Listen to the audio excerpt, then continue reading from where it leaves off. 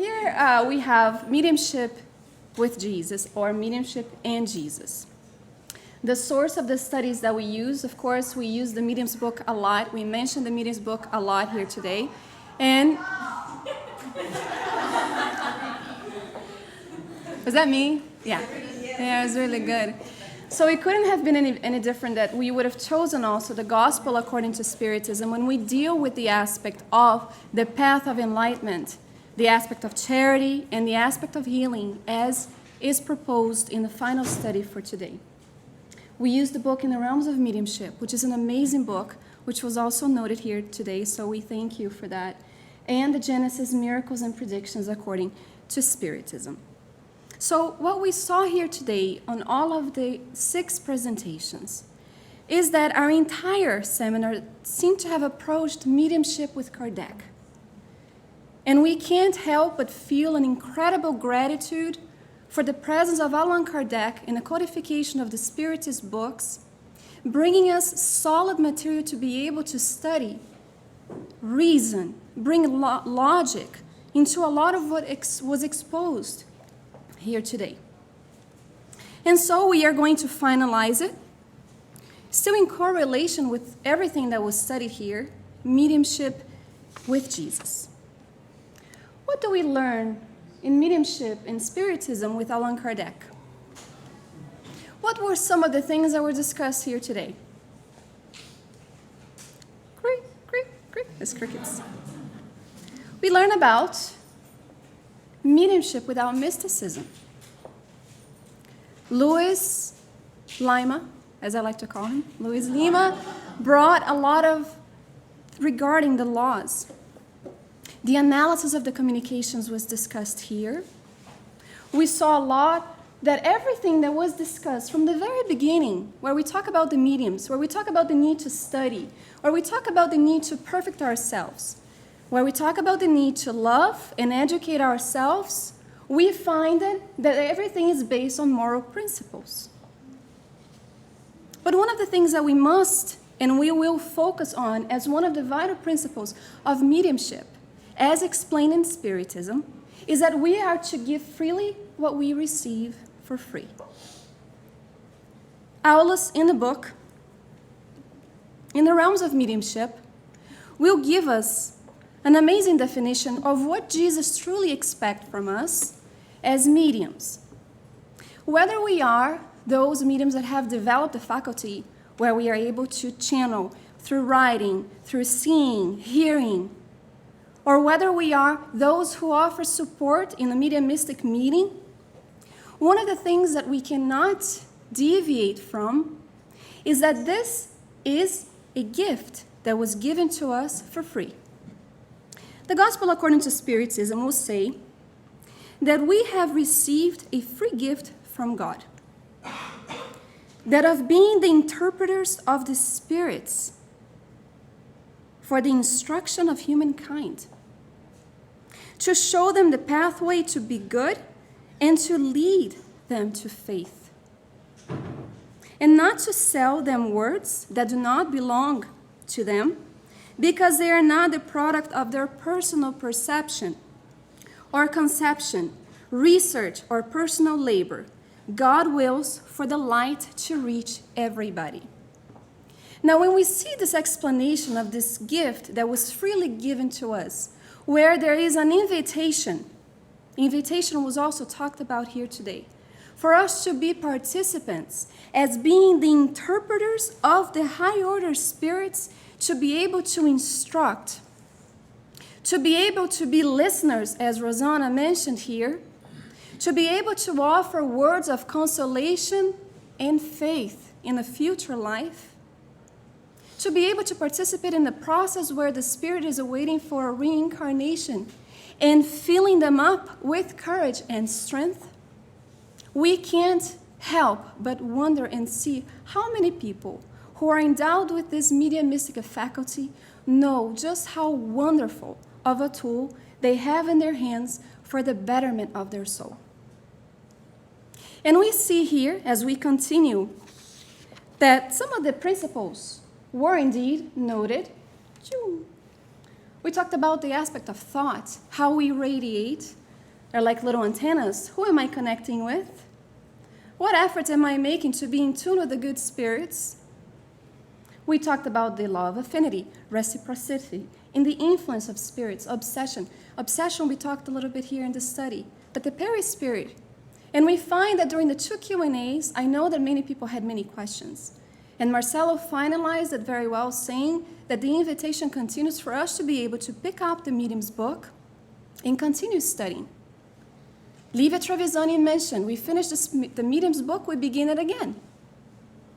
Because as we grow, as we evolve, as our mind broadens, we will be able to see the information we have seen in a whole new light. And we know this for those of us who participate in the study group for the last 1 year, anybody? 2, 5, 10 years, 20 years, whatever it may be. We read the Spirit's book, question 1, what is God? And we already know the answer is, but based on everything else that we have read, our mind broadens in understanding of what that could actually be. And so we continue in finding out that a lot of what we heard here today, in the light of Spiritism, we will be offered with a solid ground to be able to walk on as we learn about the gift of mediumship, the need of studying and enlightening ourselves so that we can be properly guided and be the truly good channels. We are told there is a very big difference between being a good medium and a medium with goodness. And we can only practice this in a charitable manner that the good spirits truly count on us for. Now, some people do participate in the mediumistic meeting. And I can't help but wonder every time I have participated in a mediumistic meeting, just how much all of us truly take into account how much of an honor it is to be working side by side with the good spirits in the process of enlightening and assistance. That every manifestation and every communication is a lesson for our lives while we are here, incarnated, in the physical realm, before we go back to the true world that we belong to. So here we have mediumship with Allan Kardec. And Allan Kardec, in my mind, and I'm certain everybody here can share the same idea, is the unforgettable professor who undertook the most difficult task at a time that was very complicated, dedicating his sweat, his tear, his heart, so that apprentices like us could take this literature and bring forward wherever we may be. Whether we apply it in our lives or whether we are dedicated volunteers at a Spiritist center, whether we decide to study and ask the director in the future after participating in the study group to be someone who would sit in a mediumistic meeting and simply pray. Because not all of us are mediums. Advanced mediums, developed mediums in the mediumistic meeting. I participated and I couldn't even see it with my eyes open. But we feel them. We feel the vibration of the good spirits when we put ourselves into service. And who of us, as the gospel will ask, are poor enough that we can even offer a prayer on behalf of someone else, whether we can see them or not? The spirits in the mediumistic meetings can be us tomorrow as we discarnate. We may be the ones who are in need of assistance and enlightenment and clarification. When we haven't yet learned the process of forgiveness, of letting go, of being able to move forward, detaching ourselves from the earthly passions that still hinders us back, we may be those spirits in need in a mediumistic meeting, where someone will reach their hands to us with no judgment and say, have faith. Believe in your own capability of goodness, because we are all beings of a divine God, a Father who loves us and gives us countless chances. And one of the most profound proof of God's love for us is the reincarnation. Now, I don't know about you, but if somebody told me that in a mediumistic meeting, I'd be like, I'm next. I'm going to reincarnate. So Kardec is very clear about the need of study, of edification, of enlightenment. And he's very clear in the beginning of the Medium's book when he brings to our attention the following.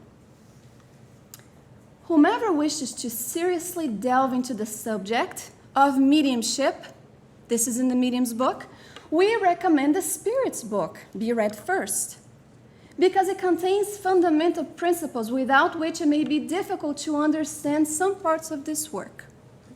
He goes on stating that the Medium's book is also not a book to be read or studied by people who are just interested in the spirit phenomena.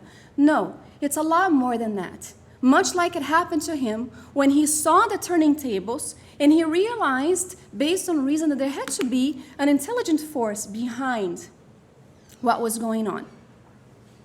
And so we find here that he's very clear about the need of education.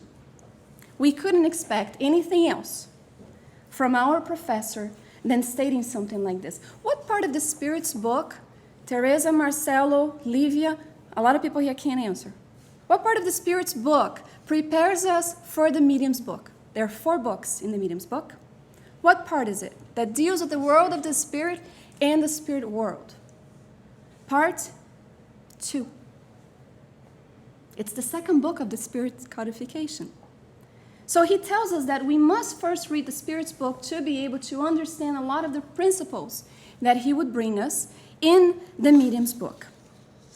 Before we go into the last portion and talking about mediumship with Jesus and even some of the passages that we can find in the gospel, we must first understand that Spiritism is a Christian religion.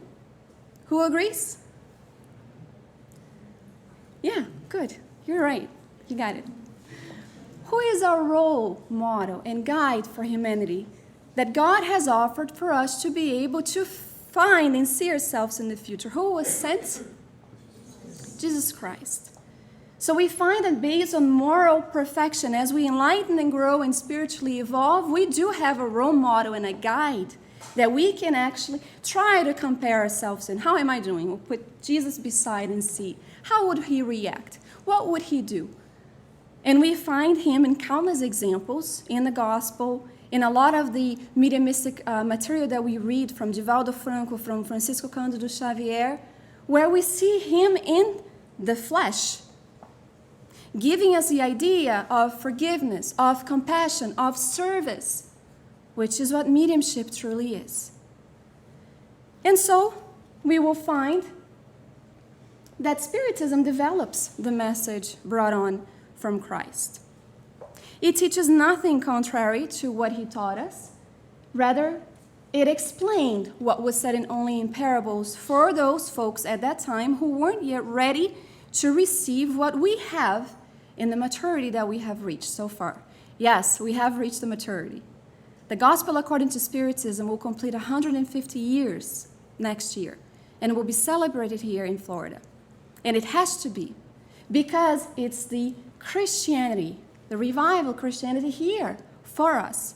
So the moral teachings of Jesus are the banner on which we all may take shelter, whatever the belief may be. And this is a beautiful and comforting thought, because when people ask us, what is Spiritism? We do offer the answer.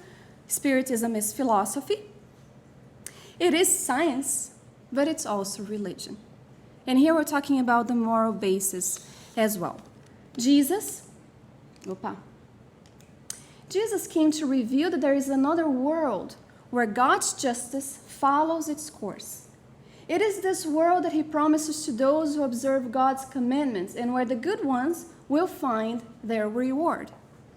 However, adapting his teaching to the state of people at that time, Jesus did not believe he should give them complete enlightenment, which would dazzle them without edifying them, for they would not comprehend it. So here we have the Promised Consoler, which is this whole material in our hands where we are able to try to understand it and edifying ourselves. If we have reached the maturity where we are able to understand the teachings now and how we can proactively make an effort to become true spiritists, where we are making an effort to combat our negative tendencies, we are trying to edify ourselves. He limited himself to presenting the future life in principle as a law of nature from which no one could escape. Therefore, every Christian strongly believes in the future life, but the idea that many hold about it is vague and incomplete, and therefore erroneous on various points. Spiritism has come to complete on this point, as well as many others, the teachings of Christ, now that humans have matured enough to comprehend the truth. Now, with Spiritism, the future is no longer a simple article of faith. We don't just say, I believe in the future life because the church tells me so. We believe in the aspect of a future life, what awaits us. There's many of the teachings. It's no longer a hypothesis. It's the material that is available to us, a reality demonstrated by many of the facts. Now, Aulus, in the book, In the Realms of Mediumship, will tell us something that I found absolutely to be beautiful.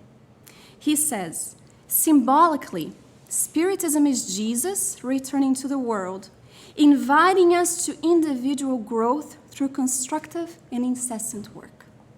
How amazing is that?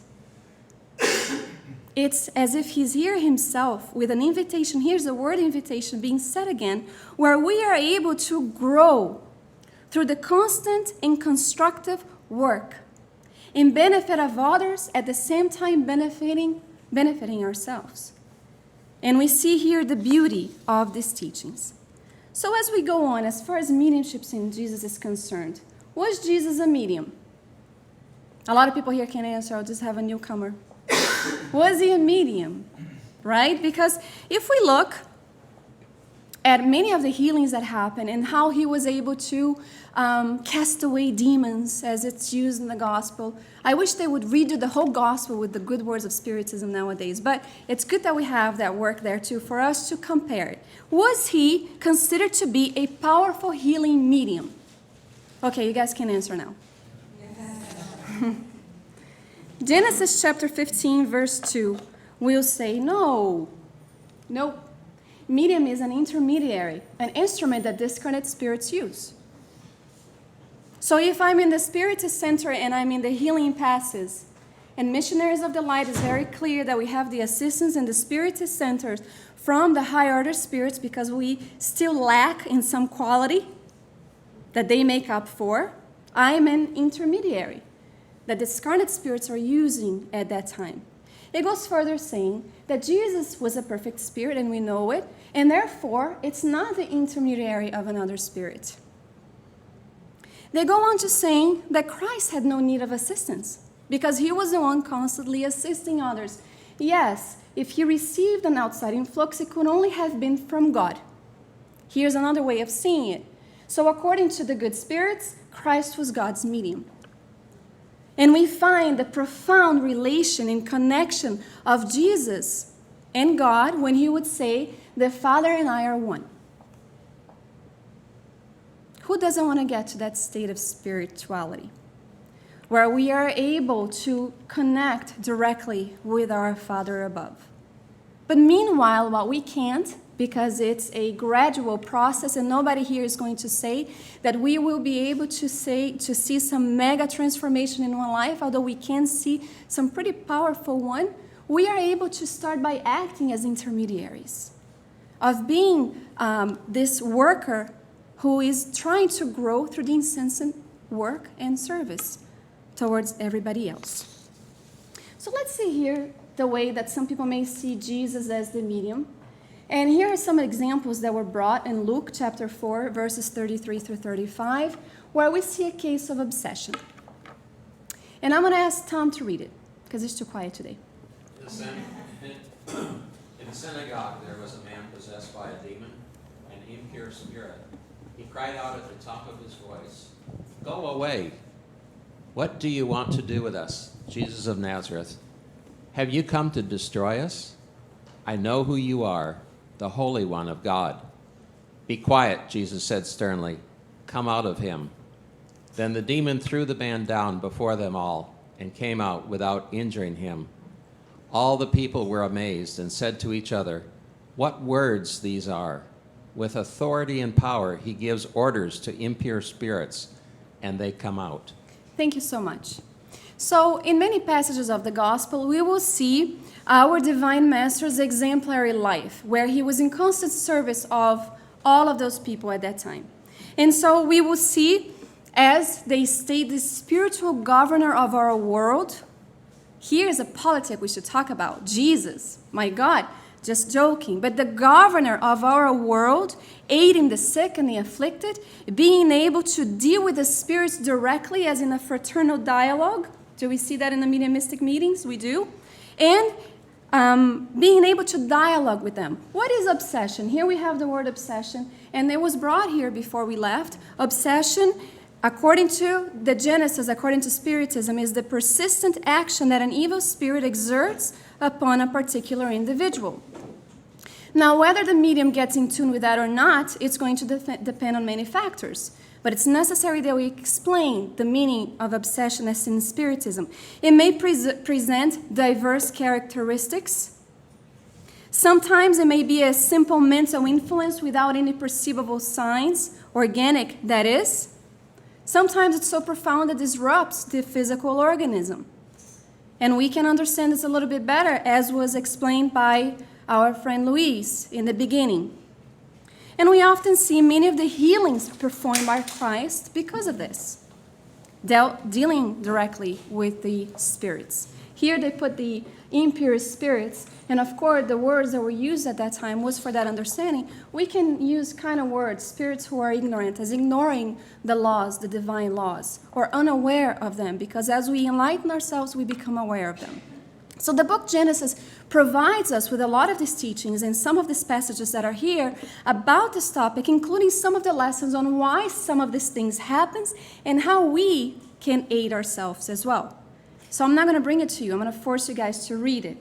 Okay? It's a good book to have as a Genesis. Don't be afraid of the book. Get the book. It's a beautiful, amazing book. Don't be afraid of the Genesis. So his immense ascendancy, his superiority, gave him this authoritative impulse over this perfect spirit in saying, get out. We may not have that yet, but the order that he was promoting was because of his ascendancy. Can you imagine if Christ came right here and said, Gutu, stop it. My God, you would tremble upon, you'd never do anything that you were doing wrong again. That was his power, because he could see exactly a lot of the things that we may not at that time. So here's another case, obsession with possession. It's found on Mark chapter 5, verses 2 and 13. Where's the mic? Who has the mic? Alex, please read it. He's holding, he's like, do it. Oh, yeah, I'll give the gentleman at the end, Geraldo, a chance. George, G's, past incarnation. When Jesus got out of the boat, a man with an impure spirit came from the tombs to meet him. This man lived in the tombs, and no one could bind him anymore, not even with a chain, for he had often been chained hand and foot, but he tore the chains apart and broke the irons on his feet. No one was strong enough to subdue him. Night and day among the tombs and in the hills he would cry out and cut himself with stones. When he saw Jesus from a distance, he ran and fell on his knees in front of him. He shouted at the top of his voice, "What do you want with me, Jesus, Son of the Most High God? In God's name, don't torture me." For Jesus had said to him, "Come out of this man, you impure spirit." Okay, so obsessed and possessed individuals at the time of Jesus, when he was among us here on our earth, provided him with an opportunity to heal many people. Now, we can't get into depth in understanding a lot of these passages here, but what we can do is learn about obsession and know that they are extremely frequent. And this is because we are on a world of trials and expiations, and the classifications that defines us is as what? What are we? Are we pure spirits yet? No, we're not. So there will be cases where we may slip a little bit. Obsessions are not rare. They're extremely, extremely frequent. And it may appear under the most varied aspects, and it may be recognized, Allan Kardec will say, through an in-depth understanding of Spiritism. So here's to answer another question that was asked. How do we know if there's an obsession going on? Through an in-depth understanding of Spiritism. It's always, the codifier is always amazing with the teachings that he brings us. Here's another interesting case where there is an obsession causing physical disability. And we are not going to read this, but we start understanding in the Spiritist codification, as stated by Kardec, that obsession often has horrible consequences for a person's health, whether by aggravating the organic afflictions or causing them. So this is one of the manners in which we can understand something that happened in this message, that you can find the explanation for Matthew in chapter 9, verse 32 through 33. This one is really interesting because it talks about collective obsession. Now, Philip went down to a city in Samaria and proclaimed the Messiah there. When the crowds heard Philip and saw the signs he performed, they all paid close attention to what he said, for unclean spirits, crying with loud voice, came out of many that were possessed with them, and many taken with palsies and that were lame were healed. Now, Kardec brought us a note on the Genesis where he explained a case that talked about obsession and possession being frequently involving individuals, a collective group of people, often seen as epidemic. And Kardec will explain a cloud of evil spirits, or impure spirits, or ignorant spirits, whatever we may call them, descending upon a locality or a certain place, as if a troop of enemy forces has come to invade it. In this case, the number of affected individuals may be considerable. Now, this didn't just happen 2,000 years ago. In 1857, March, before the Spirits book came out, Allan Kardec makes a note on the footnote of the book, in this example here, where he brings us a really interesting case where there are many articles in the internet that you can find in. And one of the coolest aspects of this article is that they say that at that time, it was one of the most epidemic cases of collective obsession that was scientifically investigated. Now that to me shows, it's pretty cool, right? When you read something like that. So the case happened in a city called Morzine, which was located in southeastern Savoy, an Italian province. It was already known for the panoramic views, people who used to visit there. It was a small little place. A 10-year-old girl named Perone was eagerly preparing for her first communion. Now, this little city also was very into the religious devotion. They were very devotedly religious people. And so this little girl, 10 years old, she was getting ready for her very first communion. She reportedly, at that time, saw a young girl falling into the river. Now, the little girl didn't die, but she started showing some weird signs after that. She started becoming very uneasy throughout the day. For a 10-year-old girl, maybe she was a little bit, traumatized by what she saw, but that's not what exactly started happening. She actually passed out, collapsed. She went into a state of lethargy, the one where you kind of lay, you feel like you're dead, but you're not. So she was carried home, and then she awakened after she regained her consciousness, but then a few days later, she collapsed again.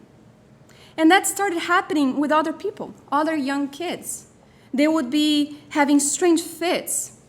Some of them couldn't be held down, like we read on one of the passages previously. And it started affecting a large group of people, not just young girls, the adults as well. So this is a very interesting case because Allan Kardec makes note of this on the Spiritism magazine of December 1865. And it's interesting for us to read it. If you guys wish, I can send this to you because I rather we focus on the rest of our study to show actually that these epidemics are very common. Although we don't hear a lot about it, it's because people find that it should be possession of the demons and things like that, that they don't really know the proper terms to be used as far as collective obsession is concerned. Did the city get better? Yes. But there was a lot of chaos in between. You guys can only imagine. They sent the marshals in, they sent the army in. It was a whole mess that happened at that time. But eventually, things did get better, although some people did show signs, some of the signs still with that collective obsession. But let us try to deepen the understanding and building awareness about some of the aspect of love and charity. Because one of the things that we see in Spiritism said a lot, what is the one phrase that we try to live by? That without charity there is no salvation. That was one of the aspects. And we will see the word charity, the word as being defined as love in action, agape, is some of the things that we see. And so with Spiritism here, we will find that we have the word charity as explained to us, but we also have Christ coming to us, giving us a very profound and deep lesson about love as well. So here we're going to try to understand the word charity as love in action and service. With this kind of understanding, we are going to find that there are many steps in developing the kind of love that Christ is waiting for us to develop within ourselves, because we have that latent seed inside of each one of us. So in the very beginning of our existences, think back, cavemen, I'm just kidding. Well, we started developing the instincts, right? We see that we develop our instincts. It goes into developing, to feeling, having other kinds of sensations, deepening the sentiments. We start developing to love for ourselves. Here we start talking about the egocentric love. Eventually, as we join together with those we love in the family, our love starts broadening a little bit to those that are in the family with us. Sometimes not. Here's the law of cause and effect, where we have some kind of clashes within the family. But it's in the family that we have this laboratory where we are able to really, really broaden this understanding of what love truly is. In the family life, I become we. I have to share my dark chocolate with my husband. I can't say, no, it's mine. When we have kids, everything becomes ours. And what are we going to do? Is this good for us? It's no longer about me. It's about us. And so this is how we start working out and developing this feeling, this muscle that we call love. We also have the passionate type of love. We start trying to employ love for our neighbors. Now that's a difficult one, right? Because then Jesus had brought that lesson, and we'll ask, who is our neighbor? And then we find that for us to truly have peace, guys, I kid you not, in order for us to have peace, it is necessary that we try to start learning to love our enemies. It is horrible to live in a way where we are constantly filled with a feeling of anger, of vengeance, of unforgiveness. The only person who doesn't have peace is us. The other may not even know it. So we see here that eventually the love is going to embrace humanity as a whole. And we talk about the universal love and the universal family. That in essence, that's who we are. We are all brothers and sisters in humanity. Here we go and see that in understanding the law of society, as brought on in the Spiritist codification by Allan Kardec and the High Order Spirits, we also had Jesus reminding us the need to love our brother as well in building the links of fraternity. Here's a passage that we decided to bring in understanding a little bit of what we are talking about. And before we go into that, it's something that Susanna brought, that everything is connected in the universe under a chain of solidarity where the strong assist the weak and the wise, the ignorant. So the law of society is going to give us an opportunity for us to be able to live with each other. Who here doesn't need someone else? We need a person who is going to bake our bread. Even the person who is the most solitary and doesn't want to live with anybody, they still need to get up, go to the grocery store, buy things where other people brought it in for their benefit. The need of doctors. So there is nothing in this entire universe where living organs are concerned that there is not a need of having this link where it binds us together, where eventually, through the deepening understanding of love, building this awareness, we actually build these links of fraternity. Jesus teaches us that we should love one another as brothers and sisters, and so Allan Kardec tells us about the law of society and how we are in need of each other. We go in seeing that the law of society exists so that the strong can assist the weak And who here can't learn from someone else in society? Because I can't claim that I know everything, right? And I'm certain that nobody here yet can claim such a thing. So this is another principle of mediumship as well, because it's utilized as a means of charity and assistance. Now, Hosanna did very well explaining to us about the need of being fraternal in the Spiritist Center and the Spiritist meeting. Why is it so important for us to have fraternity where the work of service and mediumship is concerned and putting into practice this charitable action? Now here's really something really amazing that we decided to bring, which is found on the book Paul and Stephen. They talk about mediumship in Paul and Stephen. Yes, they do. There was a passage here where they were talking about this community in Antiochia, as it is known by some. It's on the second part of the book, Paul and Stephen. And here's how it begins. The meetings were dominated by the profound influence of spiritual love. Solidarity had been set on divine foundations. The pains and joys of one person were shared by all. Look how amazing this kind of community lived by this, where the pain and suffering were shared by all. It wasn't, oh, your problem, I'm too busy right now, Facebook. Nope. It was shared by all. People felt compassion and solidarity for one another. The unity of thought around one single objective provided occasions for beautiful manifestations of spirituality. They keep going. On appointed nights, the phenomena of direct voices occurred. Imagine this. We are in a mediumistic meeting, all of us. I know there are more than 20 people here, but all 45 of us are there. And there is a level of fraternity, solidarity, and compassion among us. We are so in tune with each other's needs. We are so loving to one another that all of a sudden, a throat materializes itself and gives us a message of love and consolation. This is what happened. Can you guys imagine something like this? For the kind of spirit manifestation to take place. Now, why did that happen? We have to go back to the manipulation of fluids, in which the spirits will use the quality of the fluids that are employed by those around. And for this, you guys will seek Alex at the end of my lecture, because he will give you an understanding. So the fraternity, here they go. The church at Antioch was on one of the few apostolic centers where such manifestations reached indefinable heights. The fraternity that reigned there justified this concession from heaven. Now it's pretty amazing, the kind of work that was done because of this kind of fraternity, links of fraternity that developed in this kind of setting.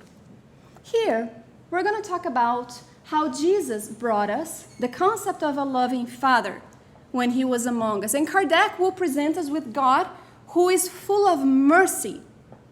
And how is his mercifulness presented to us? In the means of providing us with chances of reincarnation. The law of love employed and justice as well. And we find that there are no victims in the world, but rather we are exactly where we need to be with the tools necessary for our growth. And not just that, we are endowed with certain gifts that we can use in the incessant work for our own spiritual growth. So we are no longer on vacation on planet Earth. We're here to work and study and grow and assist each other. And that isn't so bad. Because when you feel a spirit manifestation that is making you feel uncomfortable, and feel like crying, and there is anguish in your chest, and you know that it's not yours, and you walk into a spiritist center, and you know that that alien spirit followed with you because someone up there knew that they could count on you to guide them to a safe harbor, and you start feeling the presence of the good spirits, and you know that that spirit has been guiding towards a better place, there is no better feeling in the world. A medium, we want to feel like that all the time when it knows that it's employing service for God and Jesus and the high order spirits. And I tell you this because it's true. And so we find here that indeed it is an invitation. It's a chance, it's a window, it's a tool that we are offered with in order to be able to grow spiritually. Now, do we want to be a part of this? Because even Levi stated, some people are so afraid of this. Take it away from me. Utilize the endowed gift that you were given. Educate yourself as to not fall prey, as was so many times stated here. Work on the moral adjustments of your own soul so that you are a clear vessel to receive the channeling from the good order spirits in assisting the ones that are in need. Now, someone had mentioned here that perhaps we should talk about how in a mediumship meeting, if we receive or if we channel a spirit that is impure or that is suffering, be it a spirit who's obsessing, let us also not forget that most often than not, obsessive spirits are spirits that were really wrongfully done in the past. They're not bad. Because once they realize that they're hindering themselves back through the feeling of vengeance and wishing to actually go and terminate someone's life or follow them and persecute them, and they realize what awaits them at the other side of that wall, they liberate themselves, and they're good. Because nobody's rotten to the core. And that is a fact. And so, somebody had mentioned, if I keep receiving the slow order spirits, am I somebody who have low moral standards? Am I an immoral person? What do you guys think? Here, Luis Lima is in the mediumistic meeting. And I'm the one who receives the mentor at the end. I'm just kidding. Let's just say that he keeps receiving the same kind of spirit.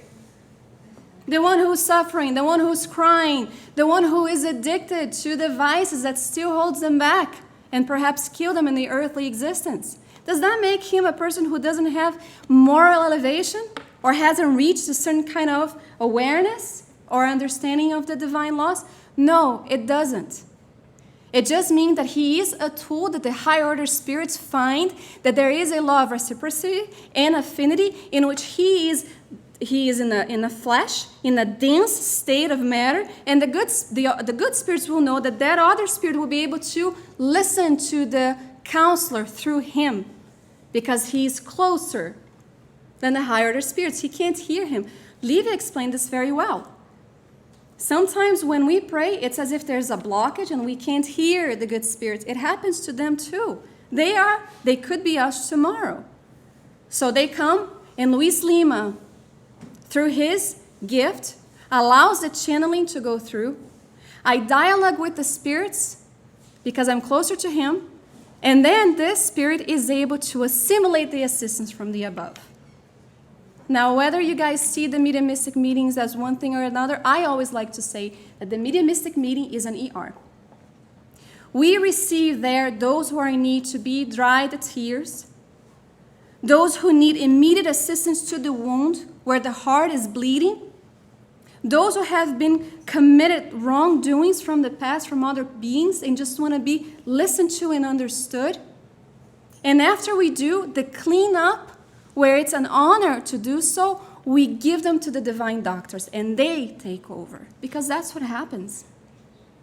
Andreia Lewis will remind us that mediumship should be seen from the heavens to the earth and not the other way around. This is how it should be employed. Here we'll find a step where spiritual growth will provide for self-renewal. It's a clear step in spiritual growth as far as mediumistic faculties are concerned. Having as its base the renewal of the self, which will develop a chance of being altruistic.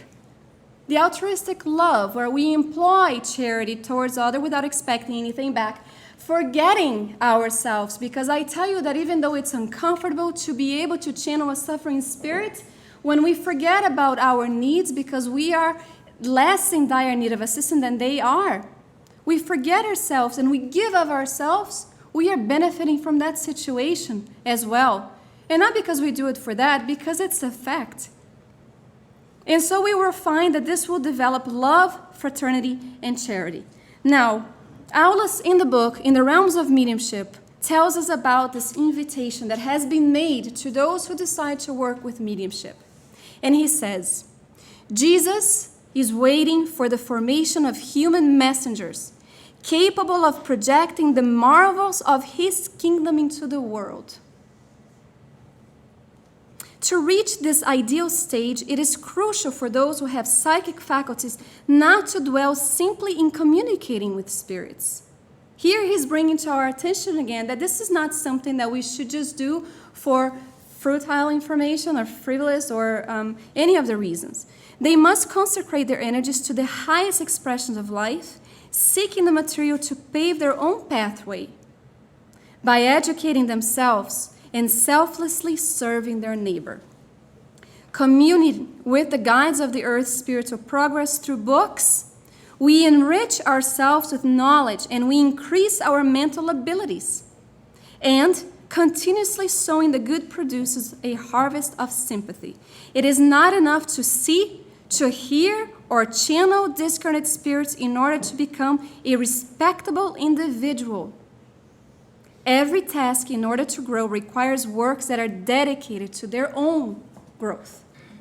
So here's Allah's reminding us of this invitation and what we are able to acquire when we actually do apply the forgetfulness of ourselves.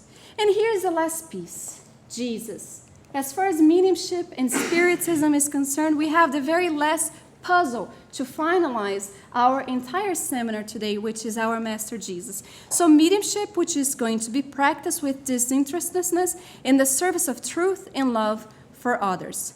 Mediumship with Kardec is going to be one without mysticism. Mediumship with Jesus is going to be one of service and love. And we find that the two combined, it's going to offer us this safe haven, this harbor that Livia talked about, the security to be able to be true volunteers in the charitable work site that is called love, that was an invitation from Christ. So we will finalize with this message from Emmanuel in the preface of the book, In the Realms of Mediumship, in which he will tell us that while various learners focus on mediumship, studying it from earth to heaven, it wasn't Andrea Luiz, I apologize, it was Emmanuel, we should try to analyze its position and character from heaven to earth. We wish to emphasize the need to keep Christ in our hearts and minds in order not to become disoriented upon coming in contact with mediumistic phenomena. Without the notion of responsibility, without devotion to the practice of the good, without the love of studying, and without a persevering effort in our own personal moral education, the liberating pilgrimage towards the higher life is impossible. We do not have to expand on further considerations, he says. And he finishes saying, to each medium his or her own mind, because thoughts, as was explained here, plays a huge role. To each mind its own rays, personalizing observations and interpretations. According to the rays we emit, our own spiritual dwelling will rise within the wave of thoughts preferred by our souls. In essence, it is the same as repeating with Jesus, to each according to his deeds. So we finalize this in hoping that it actually offered us the very last piece of our puzzle, reminding ourselves of this profound invitation that has been made to each and every one of us if we are volunteering in a Spiritist center, whether we are in the mediumistic meeting or not, working the fraternal counseling, being in tune with the good spirits, whether we are in the study groups, dedicating ourselves. One of the things that we must remember is what they mentioned back here, which is the responsibility that we have.